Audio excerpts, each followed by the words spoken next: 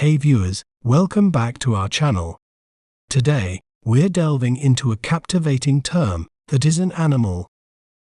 It's a wild animal known for its long neck and towering height. They are commonly found in the savannas and open woodlands of Africa. Well, how do we say its name correctly? We may pronounce it as giraffe. Giraffe. Giraffe. Giraffe. Giraffes are the tallest land animals, with long legs and a distinctive coat pattern of patches. Isn't it fascinating how breaking down a word can make it clearer? If you enjoyed learning about giraffes, be sure to subscribe to our channel for more educational content. Thanks for watching. Remember, knowledge is power. See you next time.